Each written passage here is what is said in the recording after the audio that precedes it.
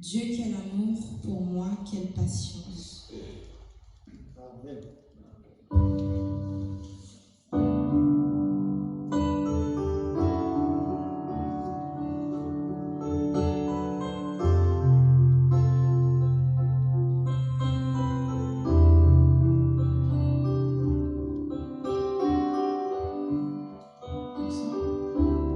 Dieu, quel amour pour moi, quelle patience. Tu as conduit vers toi mon ignorance. Comment pourrais-je alors saisir ce que ton cœur voulait m'offrir? Ainsi mon miracle, un don si précieux, ta mort à la Pâque nous ouvre les yeux. Ce don si merveilleux,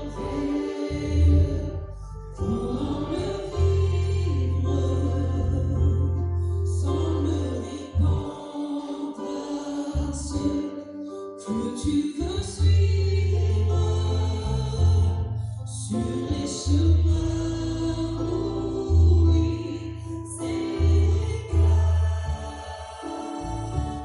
loin de la vie et de l'espoir. Ainsi mon miracle, un don si précieux, ta mort à la Pâque nous ouvre les yeux. Ton salut remplace ma condamnation, ton péché s'efface par ta rédemption. Loué sois-tu, Dieu Tout-Puissant. Loué sois-tu.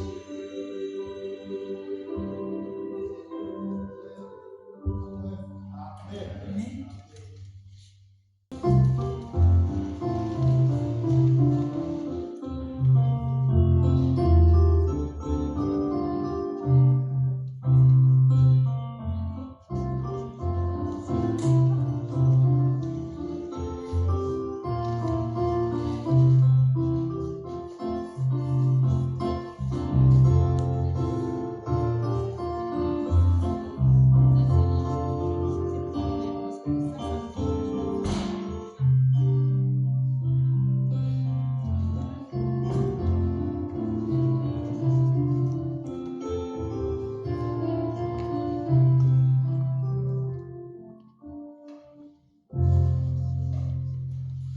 Bonjour les enfants.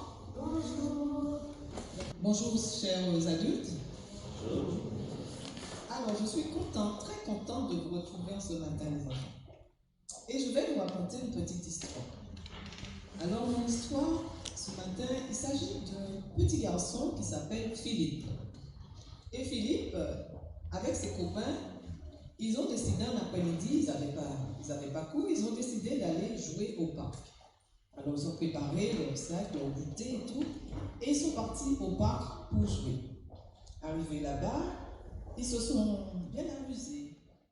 Et après, ils se sont dit, tiens, ben, on va s'arrêter, on va prendre notre goûter.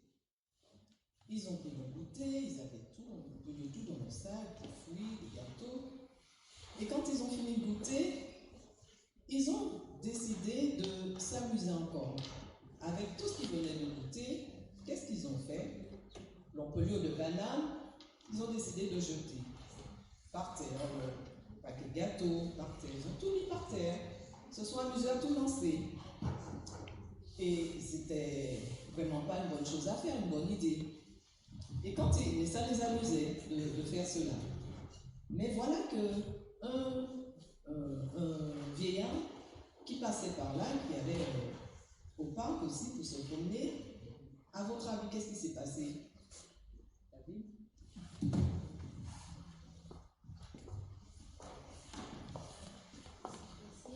C'est deux garçons qui jetaient une petite gâteau en fait par terre. Oui, mais il y a un vieillard qui est passé et il s'est passé quelque chose. Il est passé par là et il s'est passé quelque chose. Qu'est-ce qui s'est passé? Il est tombé. Voilà.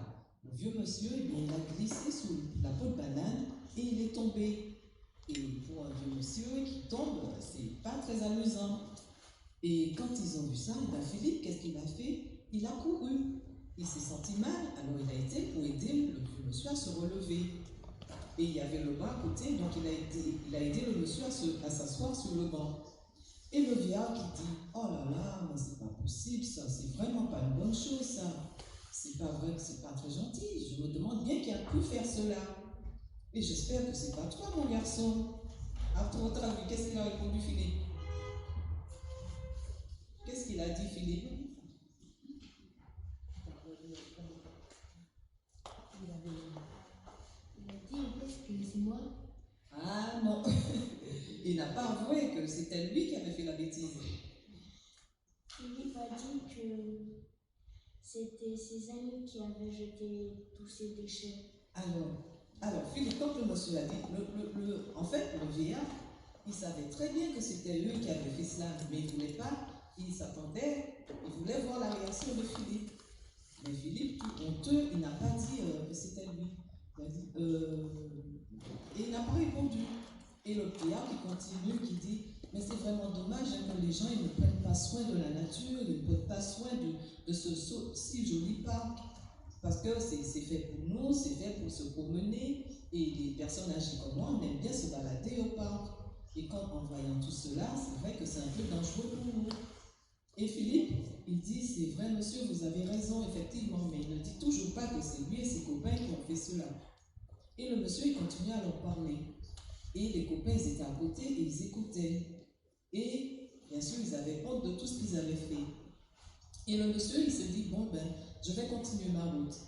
Et avant de partir, il a sorti une petite pièce de sa poche. Une petite pièce de 5 sous de sa poche. Et il l'a remis à Philippe. Et il a dit à Philippe, ben, tiens mon garçon, je te remercie de m'avoir aidé à me relever. Donc, tiens cette petite pièce pour te faire plaisir, toi et tes copains. Et Philippe, il a dit merci au monsieur, il a pris la petite pièce. Et le monsieur, il a continué sa route. Mais ils avaient tellement honte de ce qu'ils avaient fait qu'ils ont décidé de tout ramasser, de tout nettoyer, tout ce qu'ils avaient fait. Même ceux qu'ils n'avaient pas mis par terre, ils ont décidé de tout ramasser et de nettoyer le parc. Ils se sont dit, plus jamais on doit agir comme ça. C'est pas bien et Dieu ne doit pas être content de ce que nous avons fait, alors on ne va plus agir de la sorte. Voilà. Et Philippe et ses amis, bien sûr, ils sont partis s'acheter des bonbons avec les petits sous. Mais ils ont eu une leçon ce jour-là et ils ont vu que ce qu'ils avaient fait n'était pas bien. Alors j'espère que vous aussi, chers enfants, vous n'agissez pas de la sorte, que vous mettez vos déchets dans la poubelle et que vous faites attention à la nature que Dieu nous a donnée. Que Dieu vous bénisse. Bon sabbat à tous. Frères et sœurs, je vous invite à vous lever pour la lecture de la parole. Nous allons lire dans le livre des Actes, Actes chapitre 1, verset 8.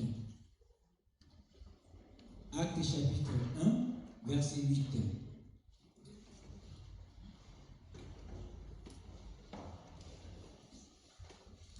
Qui nous dit, mais vous recevez une puissance, le Saint-Esprit survenant sur vous, et vous serez mes témoins à Jérusalem, dans la Judée, dans la Samarie, et jusqu'aux extrémités de la terre.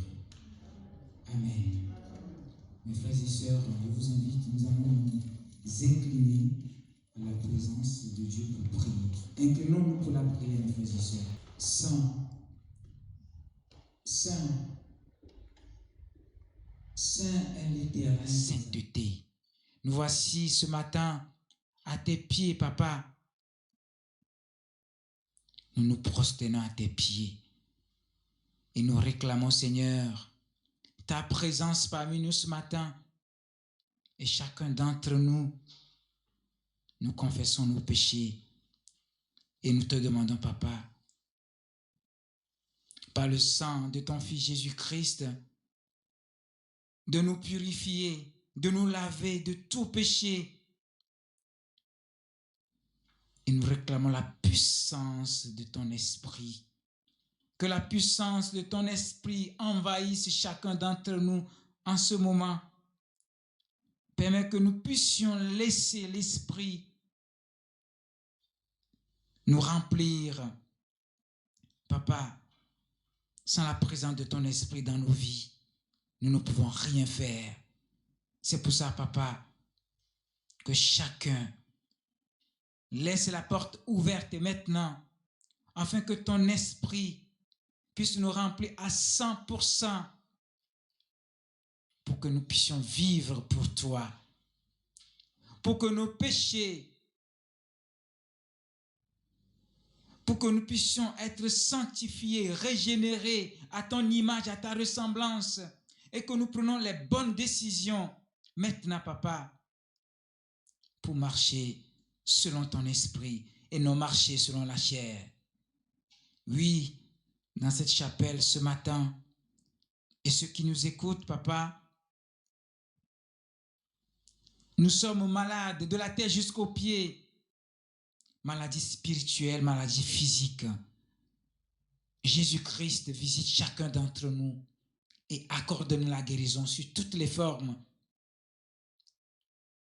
Et permet que ce culte que nous t'adressons puisse te parvenir comme un encens parfumé. Oui, nous remettons entre tes mains Pasteur Noabé qui va parler de ta part. Permets qu'il se cache derrière toi, touche ses lèvres, afin que tout message qui dira que tout vient de toi, et prépare le cœur de chacun d'entre nous, et permets que nos cœurs soient préparés, et que cette semence puisse tomber sur les bonnes terres qui sont nos cœurs, et que ta parole puisse nous régénérer, et que ta parole puisse nous changer, parce que très bientôt, et bientôt Christ, tu vas quitter ton lieu saint et tu vas regagner la terre. Et chacun d'entre nous, en ce moment, avoir les regards fixés sur toi, et que ce message puisse nous amener à être prêts, parce que très bientôt tu reviendras. Que ton nom soit loué. Reste au centre de ce moment. Au nom tout puissant de Jésus-Christ, nous avons prié, et pour ta seule gloire. À tous. Amen. Et à toutes. J'espère que vous avez passé une bonne semaine avec la grâce et toutes les bénédictions du Seigneur. Amen. Je sais qu'il y a des luttes. Nous sommes dans un combat, plus que jamais. Mais le Seigneur est au combat aussi avec nous. En fait, il nous précède. Il nous précède. Il nous prépare le lendemain, à chaque jour, par la gloire de Dieu.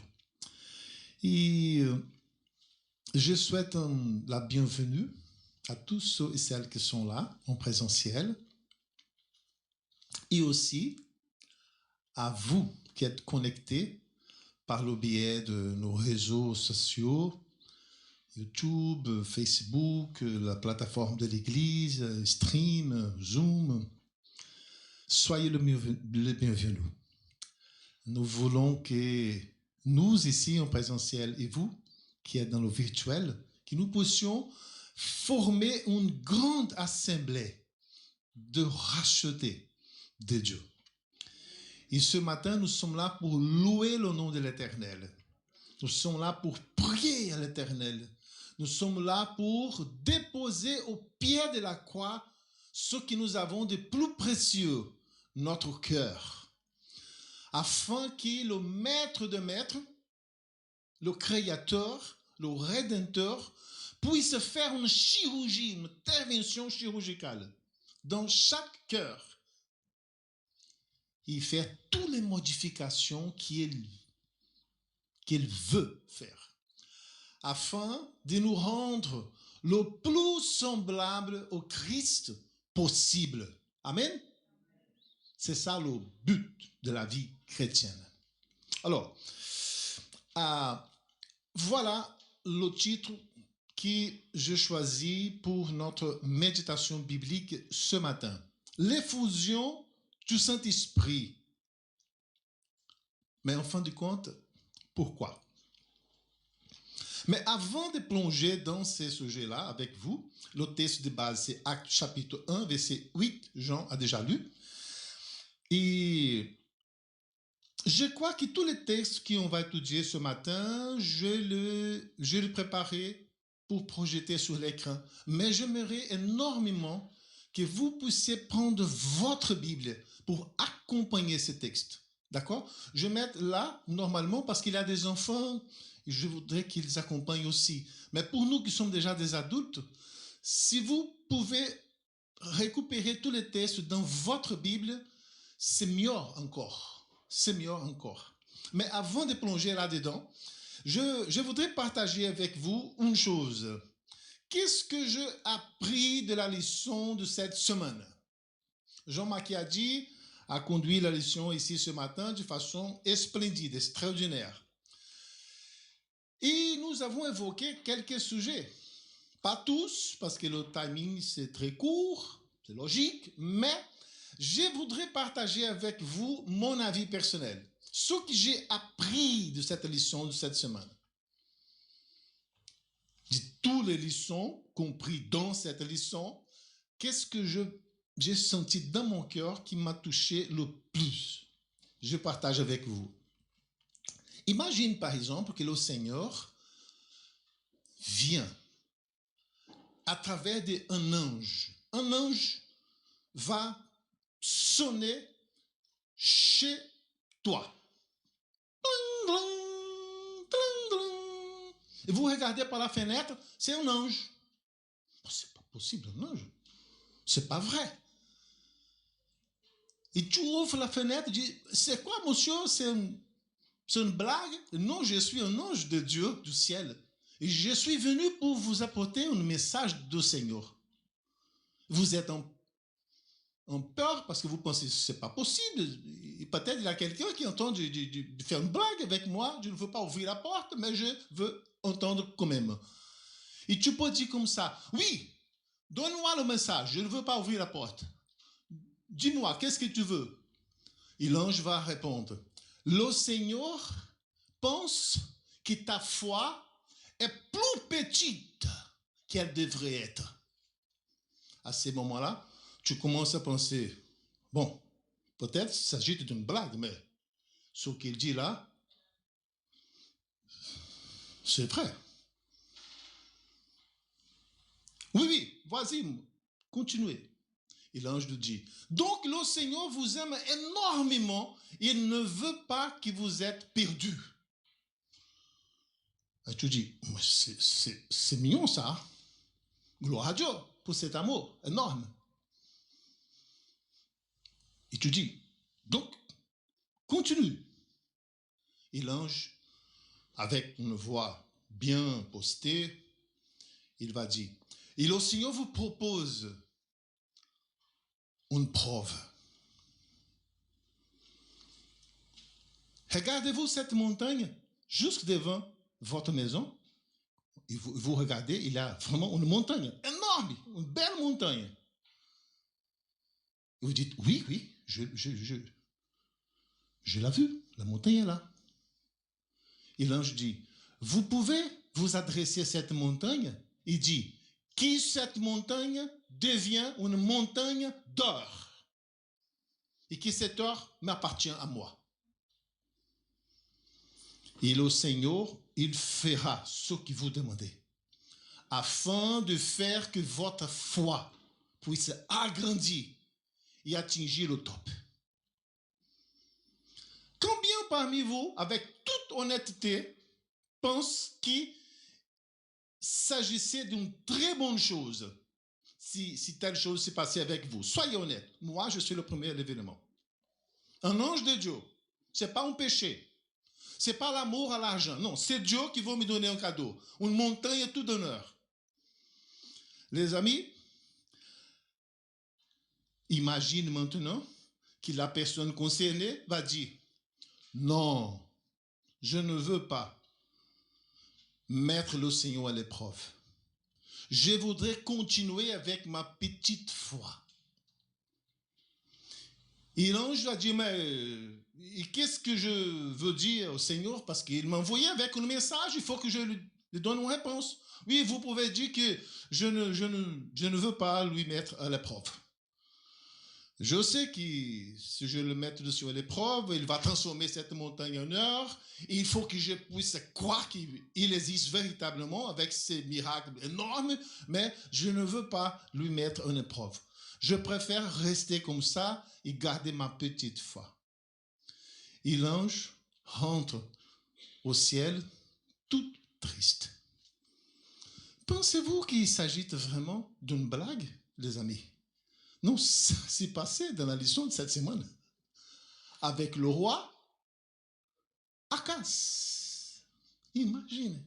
Le Seigneur lui a dit, vous pouvez demander qu'est-ce que tu veux sur la terre ou même sur le ciel, afin que ta foi puisse agrandir, afin que tu puisses faire confiance en l'Éternel pour bien conduire les affaires du peuple de Juda. Et le roi dit, non, je n'ai pas envie d'une montagne d'or. Non, je n'ai pas besoin de ça. Non, je ne veux demander rien au Seigneur. Voilà. Et vous savez, les amis, qu'est-ce que j'ai appris à travers cette leçon? J'ai appris que ce ne sera pas au moment de la guerre l'effusion du Saint-Esprit. Pourquoi?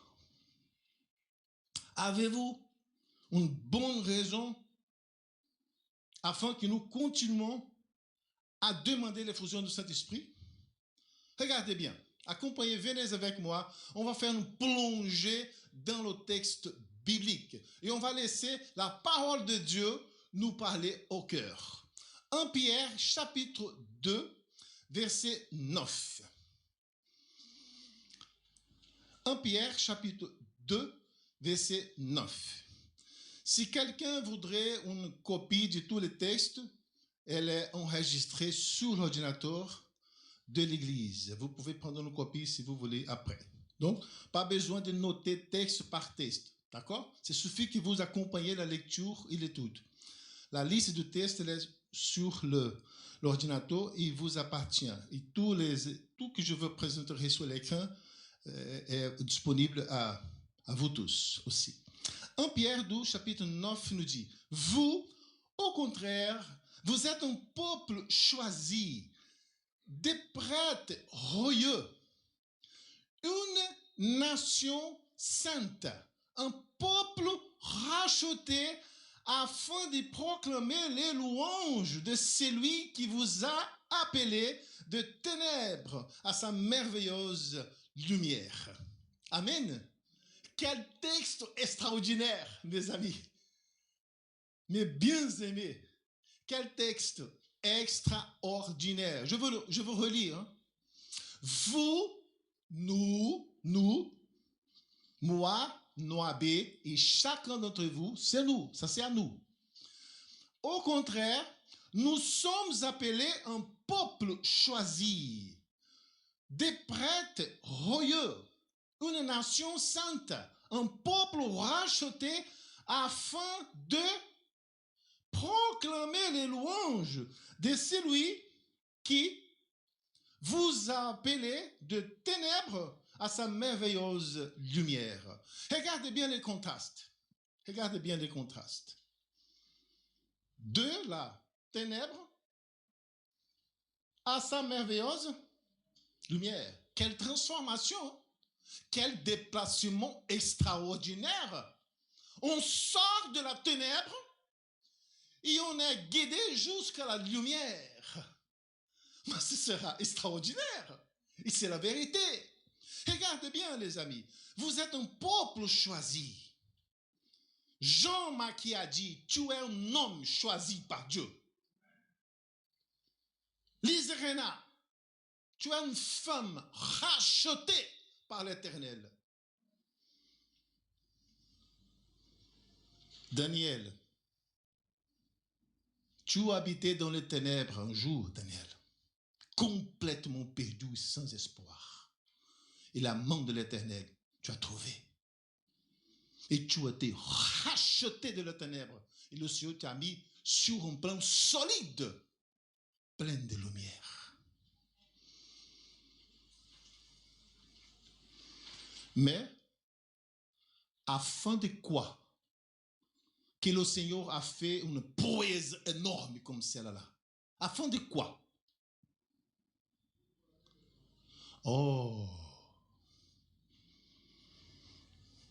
les amis, le Seigneur a mis en place le projet le plus audacieux de tout l'univers pendant toute l'éternité. Un projet que l'apôtre Paul dit que c'est un mystère que personne un jour pourra comprendre complètement. C'est un mystère.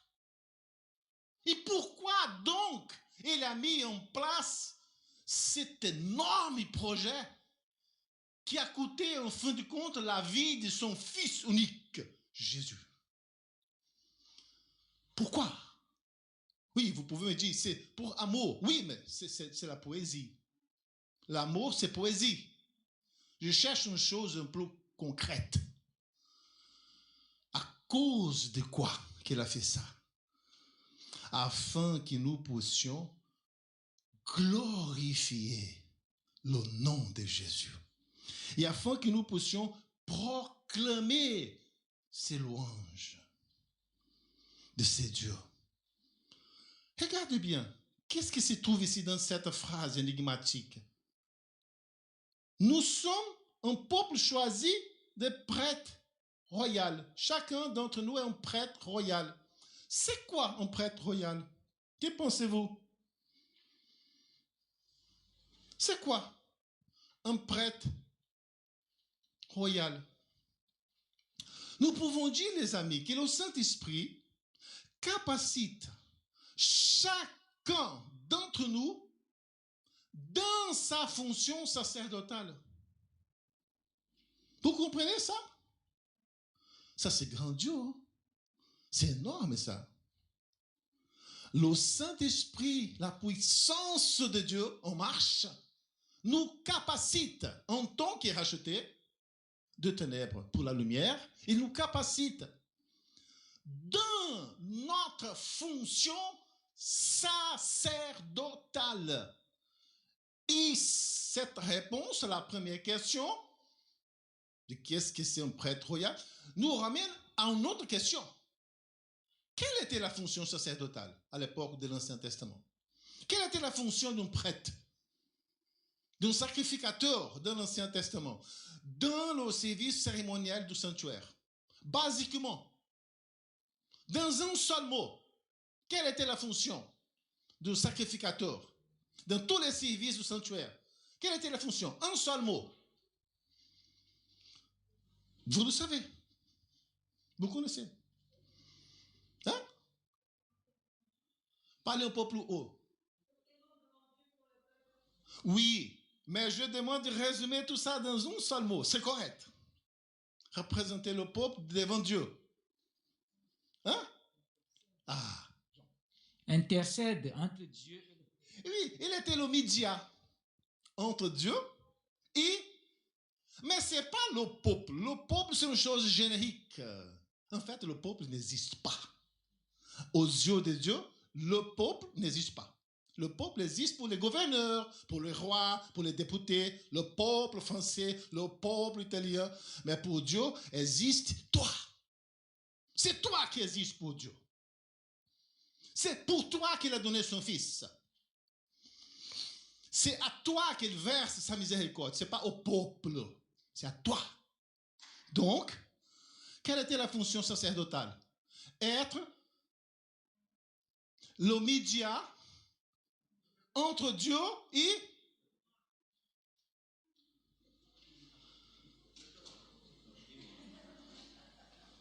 le pécheur. qui dans le cas, ça pourrait être moi ou quelqu'un d'autre, mais le pécheur. C'est ça la fonction de sacrificateur. Le pécheur est venu avec son brebis, il va sacrifier le brebis, et le sacrificateur, il prend un pot de sang, et il va amener dans le sanctuaire. Parce que le Seigneur n'acceptait pas le pécheur lui-même. Il a mis un intermédiaire entre lui et le pécheur, qui représentait Jésus, qui un jour devrait venir. Donc la fonction de sacrificateur, qui représente la fonction de Christ, qui est le vrai intermédiaire entre le pécheur et le Dieu saint, c'est le nom et la fonction que le Seigneur nous donne dans la nouvelle alliance du sang du Christ. Nous ne sommes pas appelés à être un sacrificateur dans l'Ancien Testament. Parce que pour être un sacrificateur dans l'Ancien Testament, il faudrait être membre de la tribu de Lévi. Ce n'est pas notre cas. Mais être un sacrificateur dans le Nouveau Testament, c'est notre cas. C'est pour ça que le Seigneur nous avait racheté de la ténèbre pour sa lumière, afin que nous puissions devenir des sacrificateurs. Donc, la fonction du sacrificateur, c'est faire l'intermédiation entre le pécheur et Dieu. Mais comment je dois faire cela maintenant? Parce que le sanctuaire n'existe plus. Pas besoin de sanctuaire. Donc, il n'y a pas de place pour un sacrificateur. Donc, comment je peux être un sacrificateur dans la nouvelle alliance? Que pensez-vous? C'est compliqué. On avance un peu plus. 1 Corinthiens 12, chapitre 7. Or, à chacun, la manifestation de l'Esprit est donnée par le bien de tous. Regardez bien, les amis. À chacun, la manifestation, la puissance du Saint-Esprit est donnée afin de quoi? De bénéficier tous. Vous comprenez ça? Regardez bien. La onction du Saint-Esprit, parce que notre recherche ce matin, c'est l'effusion du Saint-Esprit. Pourquoi? Pourquoi je dois demander l'effusion du Saint-Esprit? Et une fois que cette effusion arrive chez moi, je crois qu'elle était déjà arrivée, il y a très longtemps, je dois faire quoi, en fin de compte? C'est ça que nous sommes en train de chercher, d'accord? On va faire quoi avec l'effusion du Saint-Esprit? 1 Corinthiens 12, 7 nous dit, or, à chacun, la manifestation de l'Esprit, la puissance, la effusion du Saint-Esprit est donnée pour le bien des... Alors, la Bible, la parole de Dieu, commence à nous donner des éléments de réponse. Ça veut dire que la puissance du Saint-Esprit que Jean suivit demande à Dieu chaque matin, 5h30 du matin, midi, 18h, 24, 3h du matin, n'importe quel moment. C'est la puissance qu'il demande. Et que je suis persuadé qu'il est déjà reçu, parce que le Seigneur jamais va retenir une demande comme telle. Jamais. Parce que le Seigneur sait que la puissance du Saint-Esprit, c'est la chose basique et élémentaire que les rachetés ont besoin pour continuer la course. Donc, si quelqu'un demande avec foi, je ne doute pas que le Seigneur va dire oui, il va dire oui tout de suite. Pas dans 1 an, 12 ans, 3 ans. Non, non, c'est tout de suite. Il a dit, frappez et la porte sera ouverte. Demandez, il vous sera donné. Cherchez, et vous le trouverez. Donc, c'est tout de suite. Ce n'est pas dans 3 mois, 4 mois. Mais, une fois que Jean va recevoir cette puissance du Saint-Esprit. Dans le verset antérieur, on a vu qu'il va recevoir cette puissance afin qu'il puisse devenir un sacrificateur. Maintenant, en Corinthiens, le texte nous dit qu'une fois que Jean va recevoir cette puissance, il sera transformé en une source de bénédiction pour tout le monde, pas pour lui-même. Et je me souviens bien d'un épisode que Jésus a vécu avec une femme prostituée à côté d'un puits. Il a dit, si vous recevrez ma puissance, l'eau de la vie, vous deveniez, comment on dit? Vous devenez, você se tornará. Hein? Vous deviendrez une source de l'eau qui va couler pour son propre bénéfice, c'est ça? Ah non, pour le bénéfice. Quelques milliards d'années avant, je me souviens aussi que le Seigneur va appeler un monsieur, s'appelait Abraham. Il va dire, en toi, je bénirai ta famille. C'est ça? En toi, je bénirai à toi-même. C'est ça? Non, en toi, je bénirai toutes les familles de la terre. Donc, on commence déjà à voir des éléments pour donner la réponse. Mais attendez un peu, on va aller plus loin. On va aller plus loin. On va examiner une occasion historique, biblique, bien fondée dans l'Ancien Testament, de façon symbolique, la Pentecôte, et dans le Nouveau Testament, Actes chapitre 1 et 2, de façon réelle, dans le monde réel, la Pentecôte. On va voir un autre regard par rapport à la Pentecôte. Accompagnez avec moi. Voilà, suis-moi dans cette étude. On va commencer par Actes chapitre 1, verset 3, 4 et 5. Regardez bien. Après avoir souffert, après sa mort, Jésus s'y présenta à eux, aux disciples, vivants. Il leur en donna de nombreuses preuves. Pendant combien de jours? 40 jours. Gardez bien cela. Hein? 40 jours. Après sa mort et sa résurrection, Jésus va permanêtre avec les disciples pendant 40 jours. Pour faire quoi pendant ces 40 jours? Pour lui donner des épreuves. Quelles preuves? Quelles preuves? Pendant 40 jours? Pour prouver quoi? On va continuer la lecture. Il s'y montra à eux. Il parla de ce qui concerne quoi? La Ligue mondiale de footballeurs? Les courses de voitures? De la bourse de New York, Dow Jones? Non. C'est quoi le sujet de leur conversation pendant 40 jours après la résurrection? Le sanctuaire était au ciel en attendant Jésus. Les anges étaient au ciel en attendant Jésus. Dieu le Père était au ciel en attendant Jésus. Le Saint-Esprit était au ciel en attendant l'arrivée de Jésus pour descendre. Tout le monde est dans l'attente. Mais il va s'y prendre ici sur la terre pendant 40 jours. Et pour faire quoi, finalement, de compte? 40 jours, c'est beaucoup de temps. Mais il va passer 40 jours pour tenter de donner des épreuves aux disciples incrédules. Et pendant ces 40 jours, il va parler aux disciples les choses du royaume de son Père, le royaume de Dieu. C'est ça le sujet de leur conversation. Pendant 40 jours.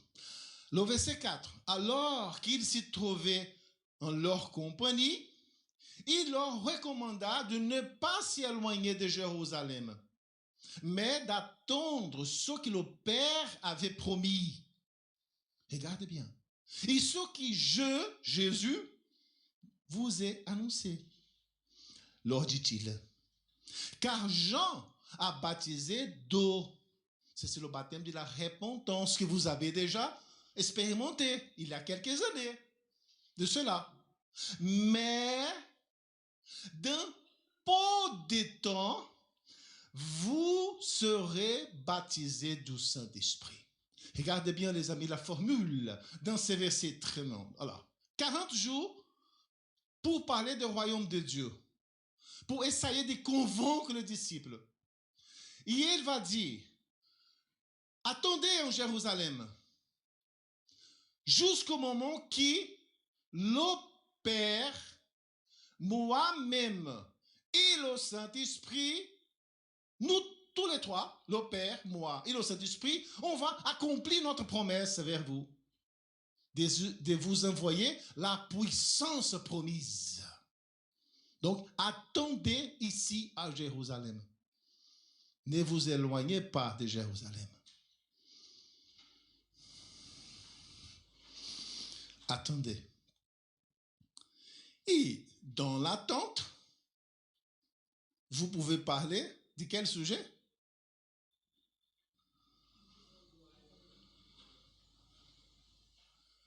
Des choses qui concernent le royaume. Chanter, lire un psaume. Chanter, lire un psaume. Prier. Et après, chanter à nouveau un autre chant. Et après, lire un autre psaume. Et après, faire une autre prière. Et après, chanter à nouveau. Ce sont des choses du royaume de Dieu. Ça nous semble un peu sans sens. Pourquoi chanter 4, 5, 6, 7, 8 chants? Pourquoi lire 4, 5, 6, 7, 8 psaumes? Et pourquoi faire 2, 3, 4, 5, 6 prières? Une fois qu'une prière suffit. Mais le Seigneur, il a pris 40 jours de son temps extrêmement précieux pour parler des choses du royaume de son Père avec les disciples. Après sa mort et après sa résurrection. La promesse était faite par le Père. Le Père avait promis, moi je vous ai annoncé, et vous serez baptisés du Saint-Esprit. Et il m'attend que je monte au ciel afin qu'il puisse descendre. Le Père, le Fils et le Saint-Esprit. Alors, on avance un peu. On est tous dans le même thème. On est en train de chercher la réponse pour on fait quoi avec le Saint-Esprit, en fin de compte. Pourquoi être rempli du Saint-Esprit? Pourquoi l'effusion du Saint-Esprit? Pour faire quoi avec? Actes chapitre 1, verset 6 et 7. Alors que les apôtres étaient réunis, ils lui demandèrent, Seigneur, la lecture, ce n'est pas un autre texte, hein, c'est la suite de ce que Jésus vient de discuter avec les disciples. La suite, pendant les 40 jours, d'accord? Alors que les apôtres étaient réunis pour discuter les choses du royaume de Dieu, en spécial, la promesse de la puissance du Saint-Esprit, c'est le sujet principal. Ils vont demander à Jésus, Seigneur, est-ce qu'à ces moments-là, tu rétabliras le royaume d'Israël? Peut-être sera à ces moments-là, Seigneur, que tu vas frapper le Romain une fois par toutes et nous délibérer des exigences romaines de payer des impôts. Imagine les amis, imagine la main de Jésus perfurée. Les blessures étaient là encore. Les pieds de Jésus blessés. Le côté de Jésus perfuré aussi. Parce que ça s'est passé quelques jours après la résurrection. Jésus a un travail à faire dans le sanctuaire. Le Saint-Esprit attend son arrivée pour descendre, pour débuter son œuvre ici. Tous les anges sont dans l'attente dans le ciel, mais il prend du temps pour convaincre les disciples qu'ils ont besoin de recevoir la puissance du Saint-Esprit. Et dans un moment donné, entre un cours et l'autre cours, entre un psaume et l'autre psaume, entre une prière et autre prière, ils vont demander, Seigneur, est-ce que ce sera dans 40 jours que tu vas rétablir le royaume d'Israël? Les amis, ils n'ont rien compris. Les disciples n'ont rien compris du tout. Comme un jour avant la mort de Jésus, ils se sont dans la bagarre pour disputer entre eux qui sera le ministre de l'économie de le nouveau royaume israélite. Qui sera le secrétaire général? Et Jésus, au Gethsémani, pour recevoir tout le péché de toute l'humanité sur eux. Ils n'ont rien compris. Parfois, je pense, mon Dieu, quand je lis ça, je pense, c'est pas possible. Non, c'était possible. C'est écrit. Et le pire, vous savez, c'est quoi le pire? Et que la Bible nous dit que tout ce qui s'est passé à l'époque va s'y répéter aujourd'hui avec l'Église de Dieu. C'est écrit. C'est écrit, les amis. Ça, c'est dans la parole de Dieu. L'histoire va s'y répéter à nouveau devant nos yeux. En fait, elle est en train de se répéter. Tout ça se passe à nouveau maintenant. Regardez bien la réponse de Jésus. Jésus leur répondit, cette affaire-là, les amis, le royaume d'Israël, nous sommes là pour discuter sur le royaume de mon Père. Nous ne sommes pas là pour discuter le royaume d'Israël. Mais cette affaire-là, le royaume d'Israël, ce n'est pas à vous de connaître le temps ou le moment que le Père a fixé à sa propre autorité. Ça a été une bonne réponse ou ça a été une mauvaise réponse? Pas bonne réponse, ça. Hein? Comment les Français disent quand quelqu'un pose une question qui est inappropriée, comme ça? Combien vous touchez par mois? Comment les Français répondent à cette question? Hein? Répondez. Dites-moi, tu connais? Ça ne te concerne pas. Merci, Julana. Ça ne te concerne pas. Je suis là avec vous afin que nous puissions discuter une chose qui vous concerne très bien. C'est le royaume de mon Père. Les disciples, ils n'ont rien compris.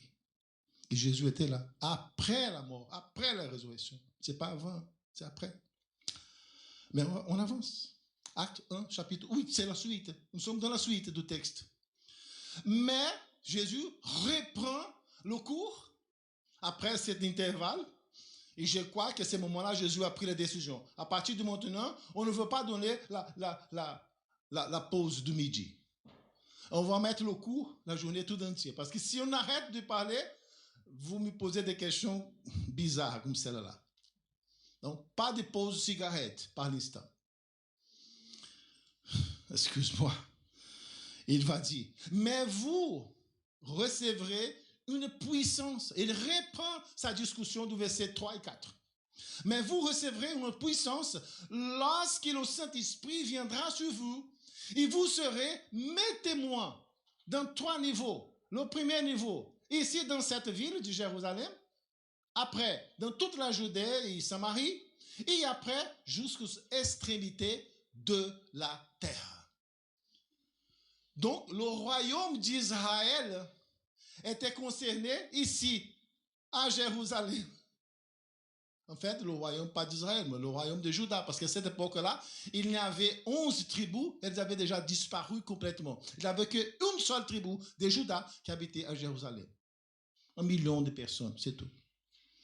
Et le Seigneur va dire, et vous recevrez cette puissance du Saint-Esprit que mon Père a promis et qui moi je vous annonçais et que le Saint-Esprit viendra, afin que vous soyez mes témoins ici à Jérusalem, dans toute la Judée, Samarie, que vous n'aimez pas, et jusqu'aux extrémités de la terre, dans le monde entier. Voilà. On avance à la fin, parce que nous sommes déjà dans la fin. Actes chapitre 2, versets 1 à 4. Quand le jour de Pentecôte arriva, ils étaient tous ensemble au même endroit.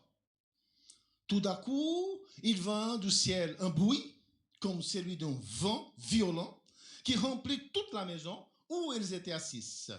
Et des langues qui semblaient de feu leur apparurent, séparées les uns des autres. Et elles s'y posèrent sur chacun d'eux. Ils furent tous remplis du Saint-Esprit. Ils s'y mirent à parler une autre langue, comme l'Esprit leur donnait de s'y exprimer. Pourquoi? Parce que l'Acte chapitre 2, verset 5, qui nous dit « Or, il y avait en ce jour à Jérusalem des Juifs, hommes pieux venus de toutes les nations qui sont sur le ciel. » Pourquoi tous ces hommes de toutes ces nations sur le ciel étaient à Jérusalem jusqu'à ce jour-là? Pourquoi? Hein? Pour célébrer la Pentecôte. C'était une des 3 fêtes juives qui rassemblaient les Juifs du monde entier à Jérusalem. Donc, à ce moment-là, Jérusalem, il y avait 1 million de Juifs. Elle était remplie de Juifs. Ce sont des Juifs qui ne parlaient même pas la langue maternelle, parce qu'ils sont fils des Grecs, des gens qui habitaient dans d'autres pays.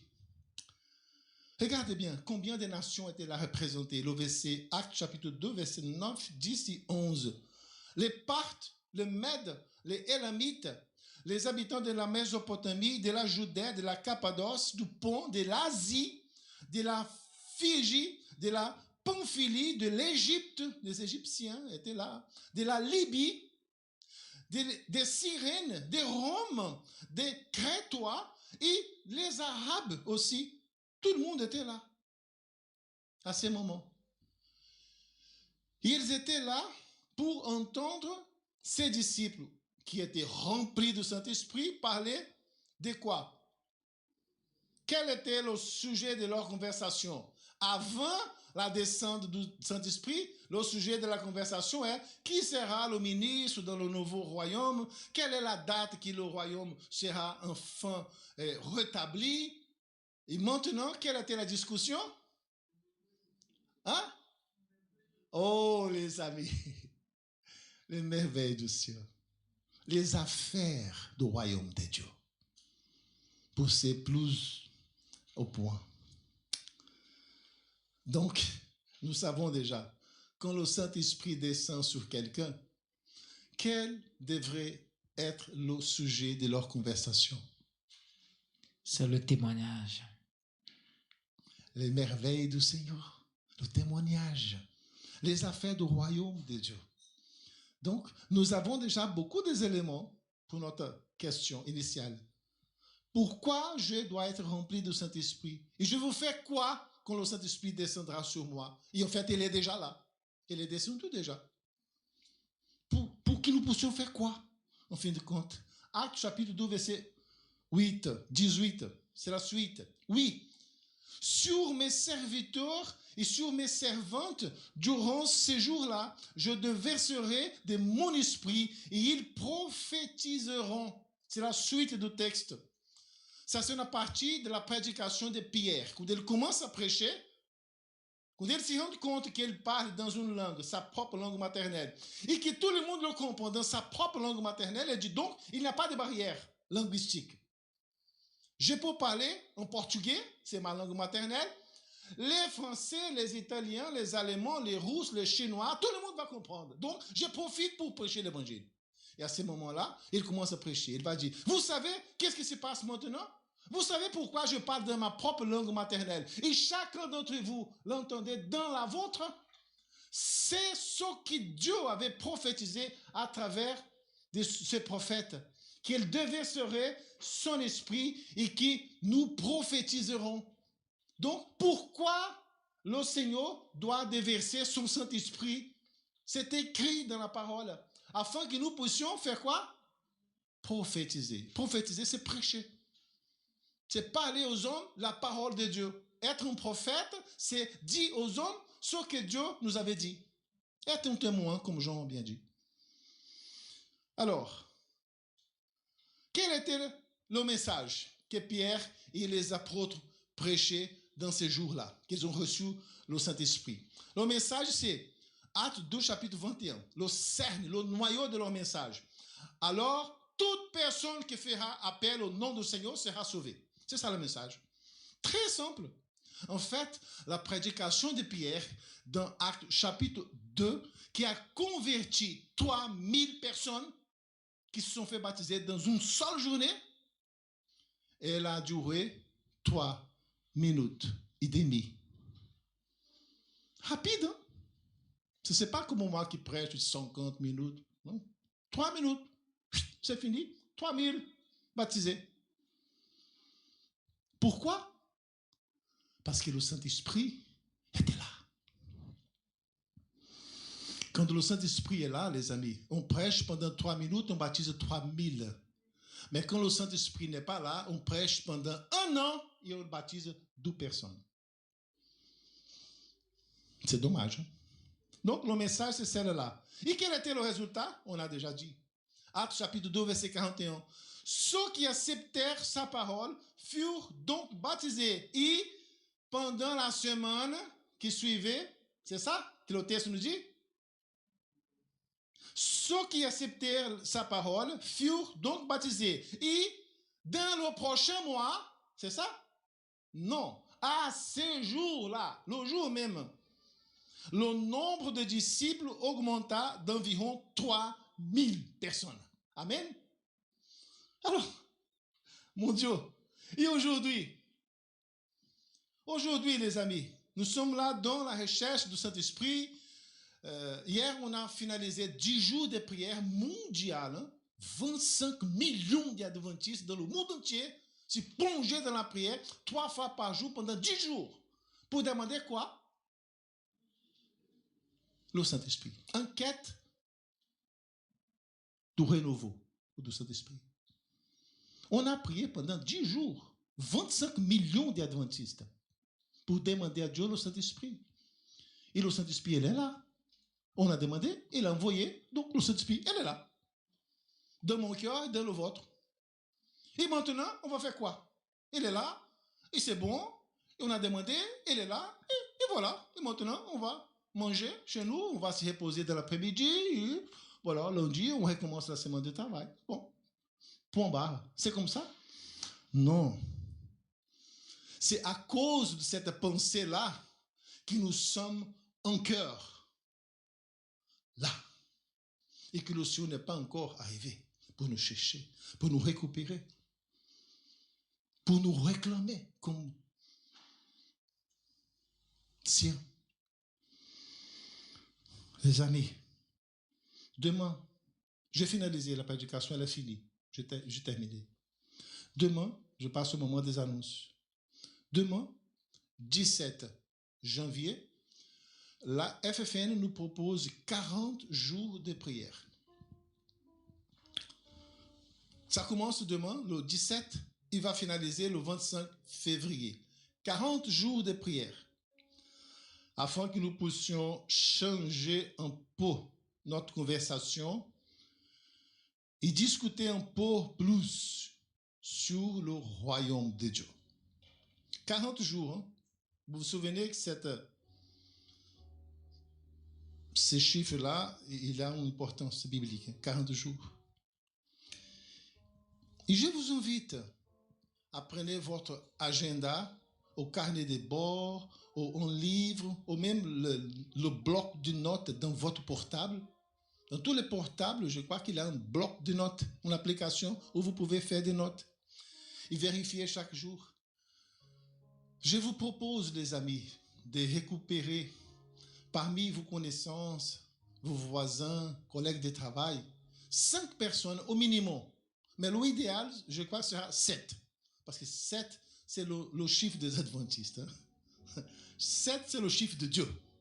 Donc, peut-être 7 personnes dans ton entourage, Dina, connaissances, collègues, voisins ou même membres de la famille qui ne sont pas croyants, qui ne connaissent pas Jésus, qui vivent perdus dans le monde.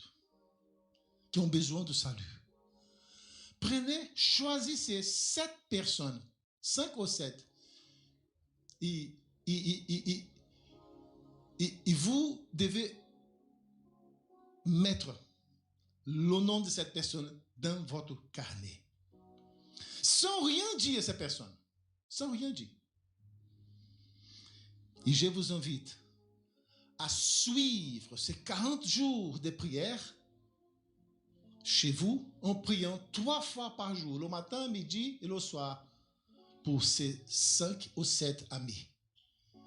Et vous devez prier comme ça: Seigneur, je te demande au nom de Jésus que tu puisses sauver mes amis. François, Pierre, Rosilène, Fabrice, et tu peux lire le nom. Je voudrais que ton Saint-Esprit puisse changer leur vie. Comme le Saint-Esprit a converti 3000 au début, au jour de Pentecôte. Je te demande qu'il fasse ce miracle. Parce que je trouve que le ciel pour moi, l'éternité pour moi ne sera pas la même si je serai là et mes amis perdus ici-bas. Donc je voudrais qu'ils puissent partager cette bénédiction avec moi pendant toute l'éternité. Et vous pouvez finaliser cette prière comme ça: Seigneur, tu trouves que cette demande est raisonnable? Oui, tu peux même quand même dire comme ça. Tu trouves, Seigneur, que cette demande que je te fasse, elle est raisonnable? C'est logique qu'elle est raisonnable pour Dieu. Pendant 40 jours, sans rien dire à ces personnes.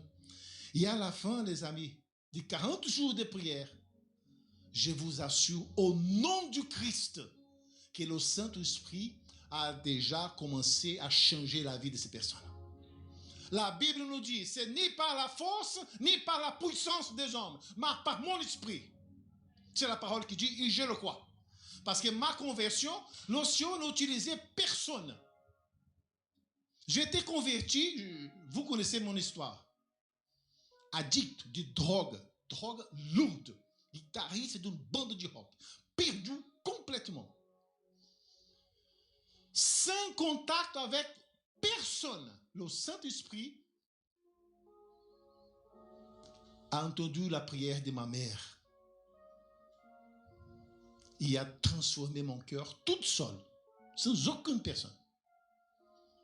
Moi et Dieu, comme seul dans le chemin de Damas.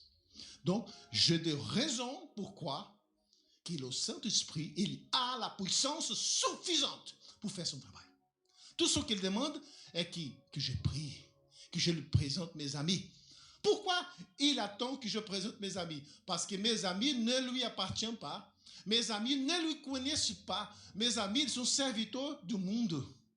Et Dieu, il n'a pas le droit légal d'intervenir dans la vie de quelqu'un qui a choisi le monde. Satan dit à Dieu, ne touche pas dans ces émotions-là, il m'appartient. De la même façon que Jean t'appartient, et je ne peux pas toucher la vie des gens pour le maudire.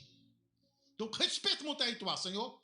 Satan, la Bible dit, c'est pas moi, Satan est l'accusateur. Il accuse nous, il accuse Dieu tout le temps. Ne touche pas. Parce que si tu vas toucher quelqu'un qui m'appartient, je vais toucher ce qui t'appartient à toi. Dieu dit non, ne touche pas. Je dis d'accord, donc je te dis la même chose, ne touche pas dans le mien. On va respecter. C'est pour ça que le ciel attend que quelqu'un intervienne. Parce qu'au moment que quelqu'un intervienne, le Seigneur va agir dans la vie de cette personne. Satan dit, attends, ça, il m'appartient, ne touche pas. Non, Satan. Il n'a rien à voir avec ces émotions-là. Je suis là pour qu'il y ait quelqu'un qui m'appartient, qui me demande. Il me demande, Satan, il a 40 jours. Et il fait cette demande 3 fois par jour. Donc, il faut que je puisse réussir cette prière. Et Satan, vous savez ce qu'il fait? Il donne un pas en arrière. Parce que la Bible nous dit que la puissance, la prière la plus puissante du monde, c'est la prière d'intercession. Si vous ne croyez pas, ouvrez votre Bible et lisez le chapitre 17 de Jean.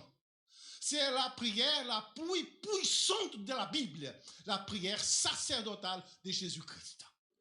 Et dans cette prière-là, il a prié pour toi. La prière d'intercession est la plus puissante. Parce qu'elle ouvre les portes de l'enfer. Et elle donne la permission aux anges de Dieu d'y entrer. Il dit, rachetez les perdus. Mais nous ne prions pas. Nous ne même pas croyons que la prière d'intercession a le pouvoir. Ça, c'est le problème. Et le Seigneur reste toujours comme ça. Ils nous promettent la montagne d'or, mais nous ne voulons pas faire preuve. Je ne suis pas intéressé. Comme le roi Akas. Ça, c'est grave. Hein? Les amis, après ces 40 jours-là, qu'est-ce qui va se passer? J'aurai expérimenté un renouveau spirituel. Ça, c'est vrai. Et en même temps, mes amis auront été touchés par le Saint-Esprit. Amen. Donc, à ce moment-là, qu'est-ce qui va se passer? Ils seront prêts. Prêts pour quoi? Pour aller au ciel? Non. Pas encore. Ils seront prêts pour recevoir un contact personnel. Pour étudier la parole de Dieu. Pour venir à l'église pour la première fois. Parce qu'avant ces 40 jours, sa réponse était non. Je n'accepte pas cette invitation parce que je ne suis pas croyant. Tu sais, en plus, le sabbat pour moi, c'est difficile parce que c'est le jour que je range la maison, que je fais la linge. Non, pas possible. C'est ça qu'elle va dire, si vous l'invitez maintenant.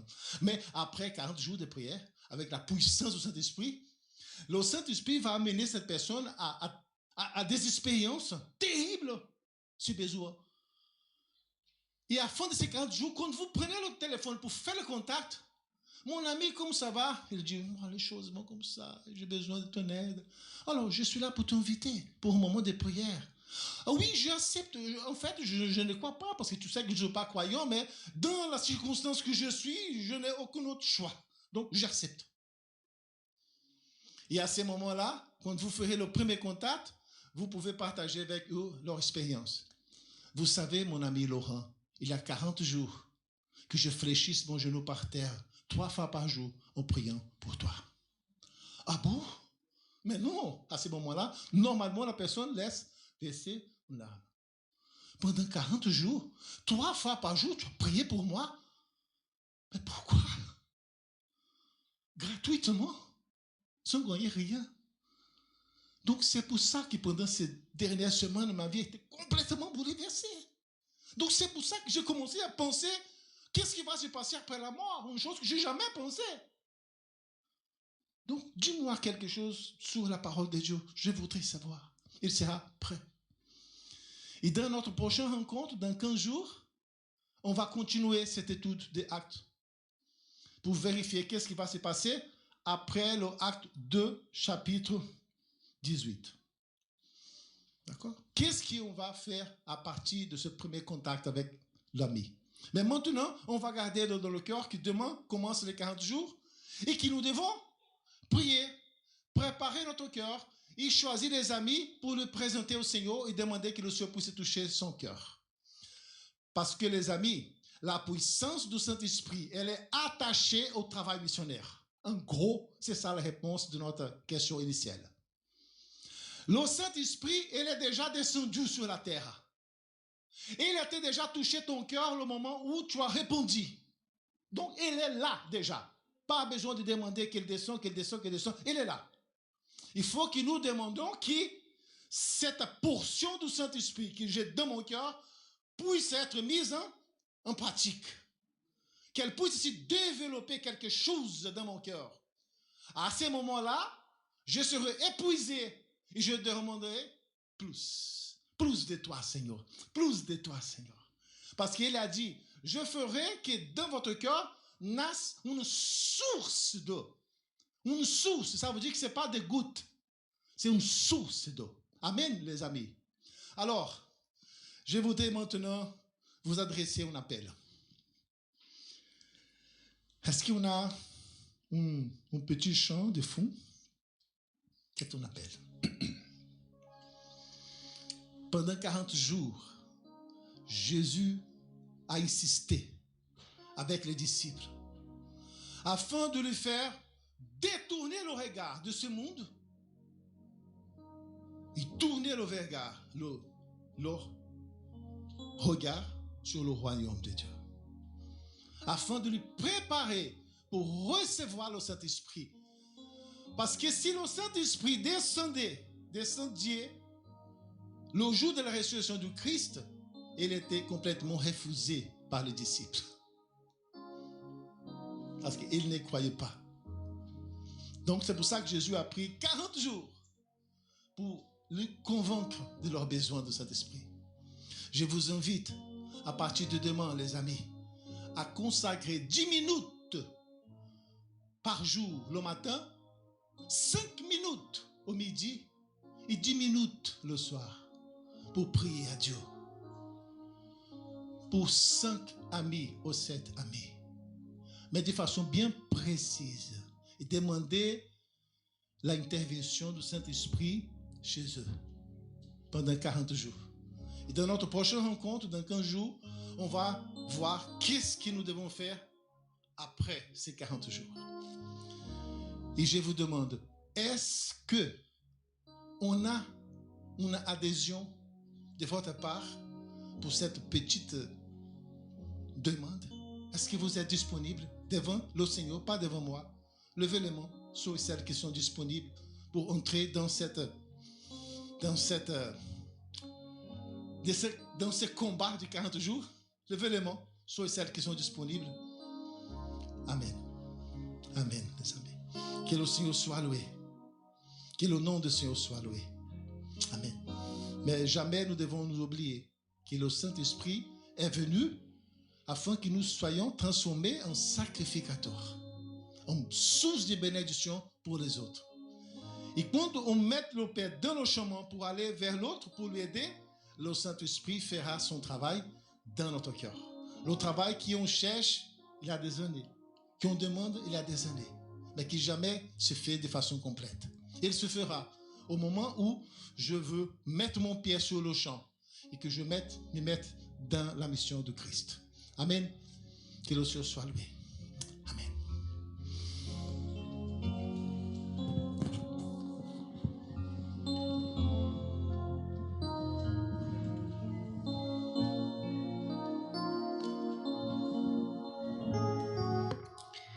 Pour le dernier chant, pour ceux qui connaissent, je vous invite à entonner avec moi Saint-Esprit descend.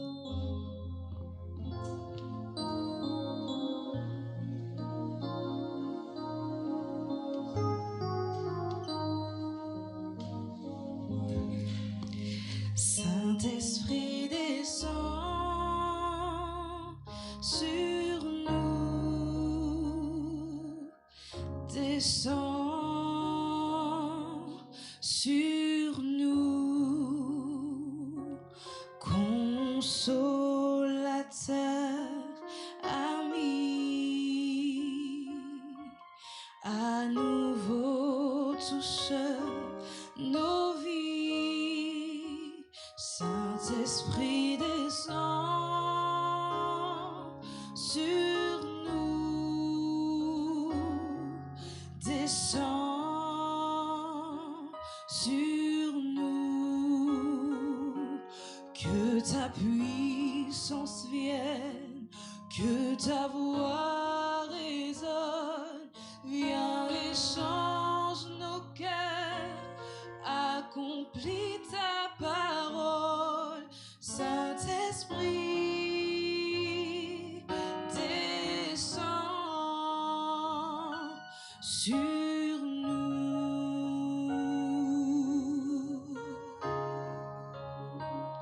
L'Esprit descend sur nous,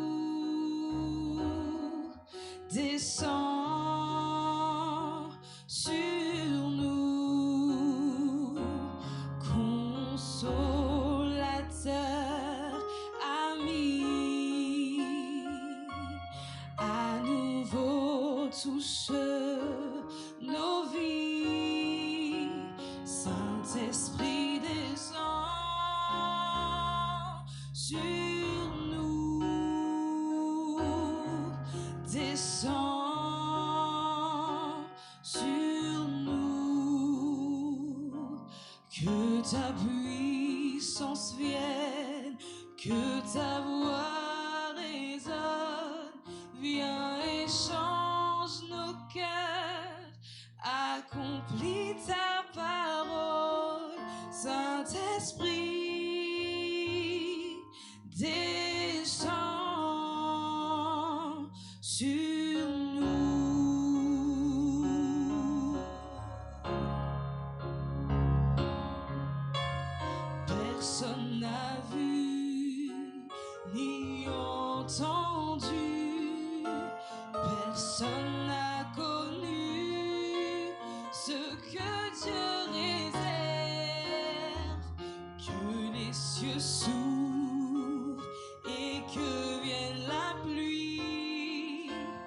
sur ton Église et sur nos vies.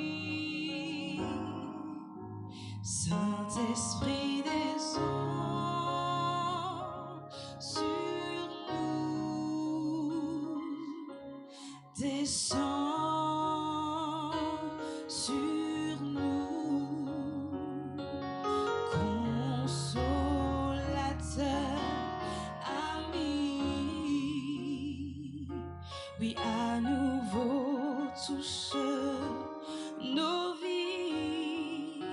Saint-Esprit, descends sur nous, descends sur nous, que ta puissance vienne, que ta voix résonne, viens et change nos cœurs, accomplis ta parole, Saint-Esprit, descends sur nous.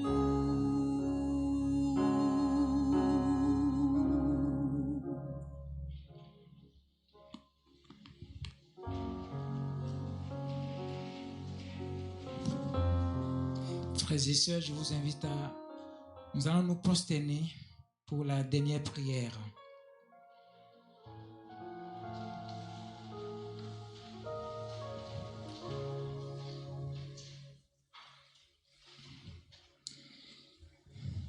Le Très-Haut, notre Papa Céleste, tu nous aimes tant. C'est pour ça que ce matin, tu nous instruis par rapport à ta parole. Merci, Papa, d'envoyer ton esprit. Merci parce que ce matin, tu es encore à la porte du cœur de chacun d'entre nous. Et tu es en train de frapper. Que chacun d'entre nous soit attentif à ta voix en ce moment, afin que nous puissions ouvrir la porte pour que, Papa, tu puisses rentrer et à travers ton esprit, tu puisses changer nos vies. Papa, tu nous demandes l'autorisation en ce moment. Tu nous demandes l'autorisation.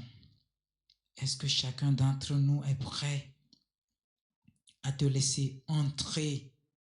Toi qui es le roi de gloire, de rentrer dans nos vies, de rentrer dans nos affaires, pour que à travers ton esprit,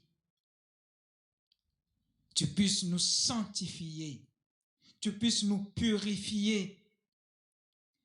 Rien de la chair ne résistera pas devant toi. Ô Papa, c'est pourquoi rends-nous réceptifs à ta parole. Tu parles encore, l'écho de ta voix sonne encore en ce moment, Papa. Tu parles, tu sonnes encore, l'écho de ta voix. Permets qu'à chacun d'entre nous, pour que nous puissions être réceptifs à ta parole, à la voix de ton esprit. Oui, ton Fils Jésus-Christ est encore à la droite du Père et il fait le sacrifice encore à notre faveur. Permets que chacun d'entre nous puissions lever les yeux vers toi, afin que, en ce moment, Papa, nous puissions déposer nos fardeaux, nos péchés que nous chérissons, et que tu puisses les brûler dans nos vies, et remplis de l'esprit, Papa, remplis de ton esprit, Papa. Maintenant, nous sommes prêts à témoigner, nous sommes prêts à vivre ta vie, la vie de Christ.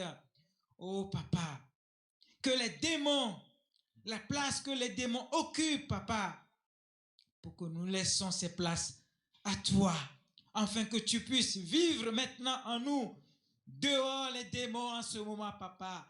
Dehors les démons en ce moment, afin que tu puisses, papa, remplir nos vies.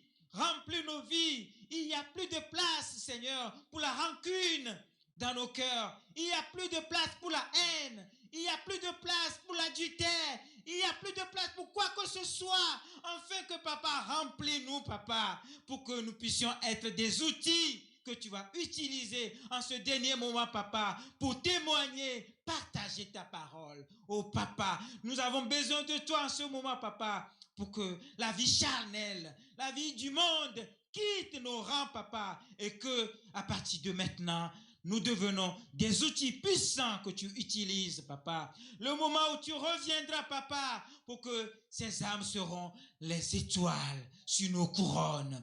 Oh, gloire à toi parce que tu es merveilleux. Gloire à toi parce que tu nous aimes, papa. Envoie tes anges pour nous tenir en ce moment, papa. Et que nous puissions nous réveiller. Oh, papa, réveillez-nous parce que nous dormons. Réveille-nous encore parce que nous dormons.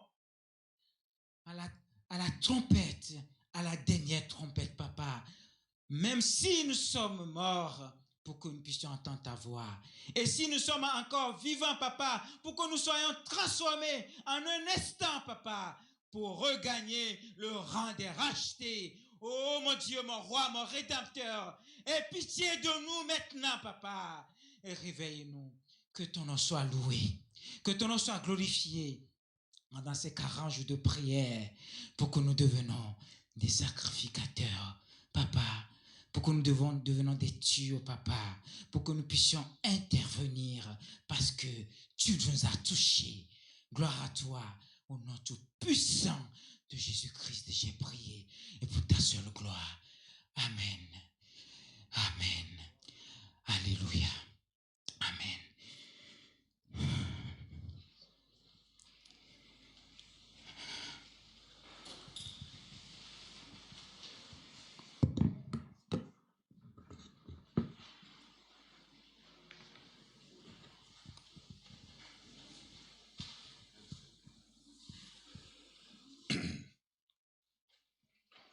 Que l'Éternel te bénisse.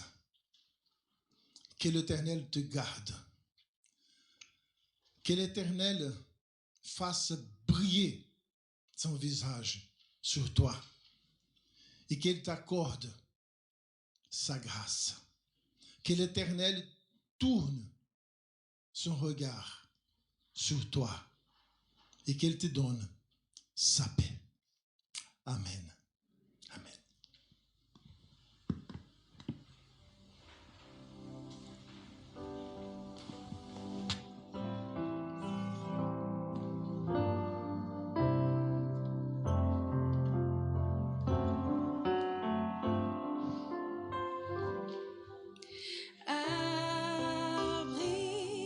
Abrite-moi sous tes ailes, couvre-moi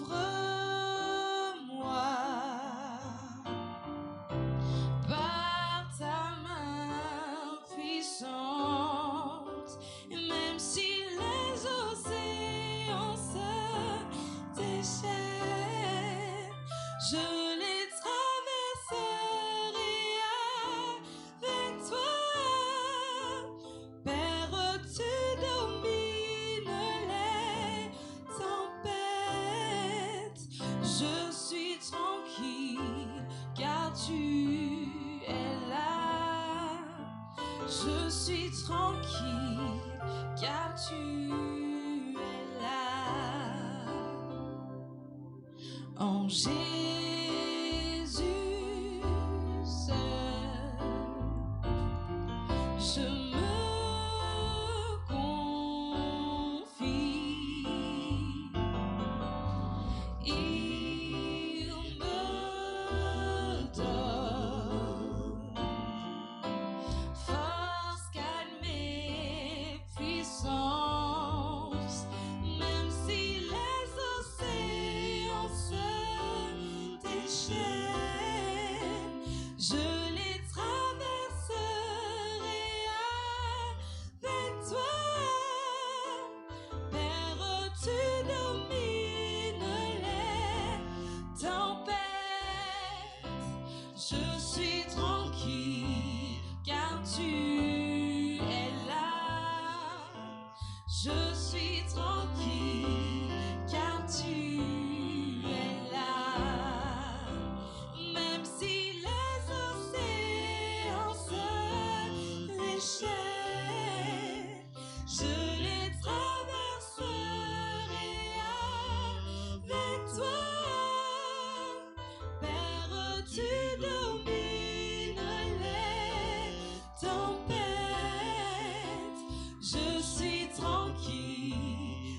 car tu es là.